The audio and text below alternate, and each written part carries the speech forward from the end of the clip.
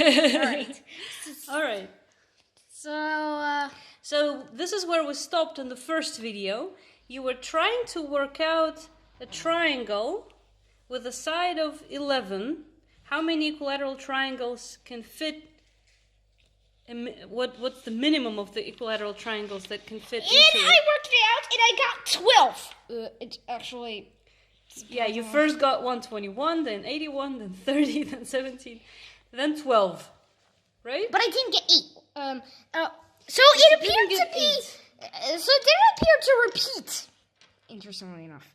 Let's just repeat that for the people who maybe haven't seen the first video, that what you're trying to do here is you're trying to prove a sequence that you came up with, that is your own conjecture, that the number of equilateral triangles that you can fit into one equilateral triangle is actually a beautiful sequence. In other words, in an equilateral triangle with a side of 2, you can fit 4 equilateral triangle. That's the minimal number, right?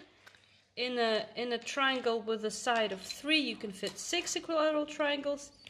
In a triangle with a side 4, you can fit 4 again, and so on. And this is the sequence that it 4, 6, that 4, 8, it creates. 4, 10. But then suddenly wait, let me get a pen. There's a pen. There's a pen over there. Here. Then over there, you see somewhere 4, and then it's only 6. It comes back to 6. So your original hypothesis was that it repeats itself, that it's 4, 6, 4, 8, 4, 10, 4, 6, 4, 8, 4, 10. But then for the triangle of but this actually just seems to be a break. So okay. This actually just seems to be a break, and then the pattern just keeps on going. So it just. So what you actually think now is that the pattern is 4, 6, 4, 8, 4, 10, 4, 6, 4, 12, 4, 14, 4, 16, and so on. Yeah. But you haven't proven it further than this. This is where you were working on. And you said that you were also using a formula? I was using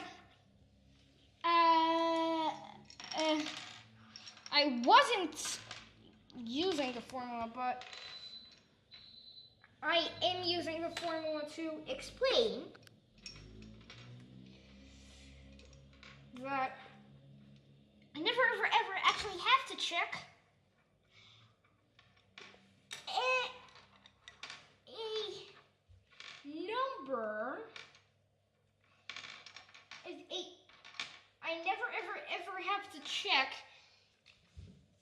a triangle, which is let's say S in the side. I never actually have to put in to my configuration a triangle of size S minus 1. You mean a triangle to fit into the triangle, right? Yeah. Yeah, so with yeah.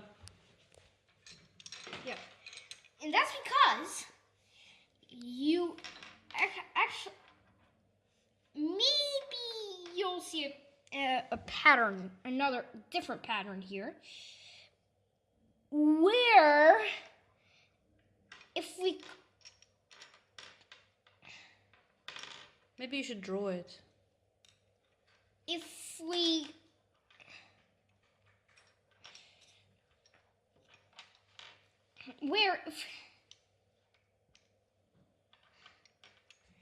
this is a special case. Where I think actually these are special cases. I think actually if these values I'll call, I don't know, K. And this mapping I will call F. Then it seems to be the case that's F of K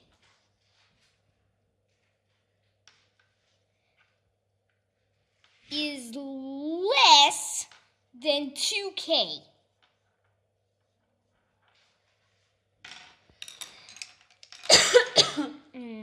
Of course, k is greater than 3. So, and basically,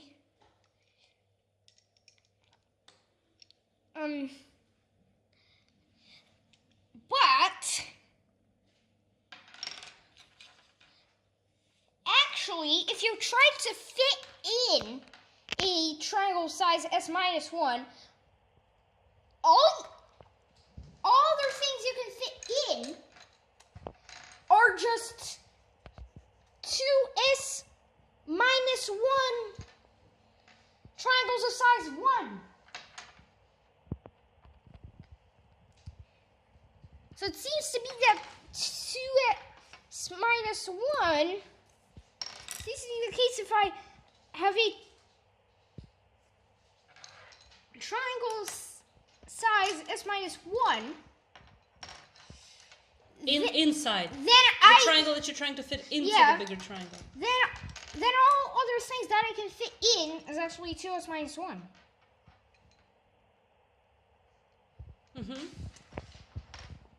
So this is how you were calculating it. Yep. Are you going to try to check it further? Yep.